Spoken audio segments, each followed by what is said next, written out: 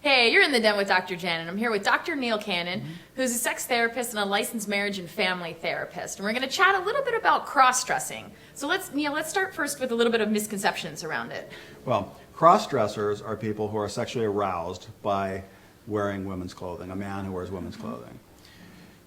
The misconception is that that has nothing to do with being a transsexual or being transgendered. That's about one's sexual identity. Gotcha. And then the other place people get confused sometimes, they think, well, if my husband cross-dresses, does that mean he's gay? Yeah. And no, that doesn't mean anything like that. That doesn't have anything to do with who we're attracted to, which is what sexual orientation is. So what's the men that may be drawn to cross-dressing, what's the cause of that? Do we know?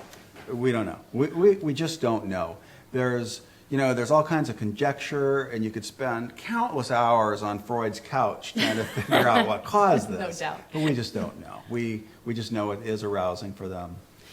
Some folks might hope that it would go away. Do things like this just go away? So here's the deal.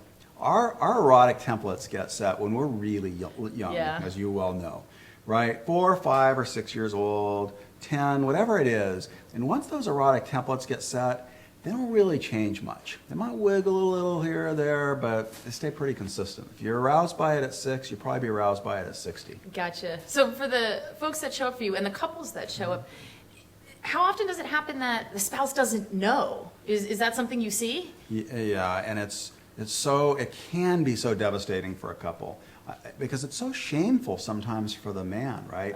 And so he's kept this a secret for years. Let's go back to the 4, 5, or 6 years old. Yeah. Right? He knows at 6 years old he's got to keep this a secret.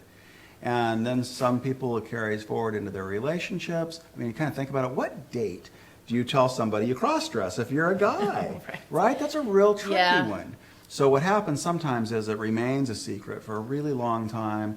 Finally, he gets caught somehow, and then she feels betrayed.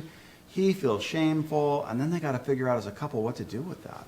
Absolutely. Yeah. And so what's your main message to folks out there? Well, that, maybe we don't know exactly what caused it, but we certainly know how to help couples heal. So get a good marriage counselor that's comfortable with that as a topic and work on, well, how do we integrate the reality of this into our life, our relationship, our marriage? Nice. Yeah. Awesome. Beautifully said, Neil. Thank you. Mm-hmm.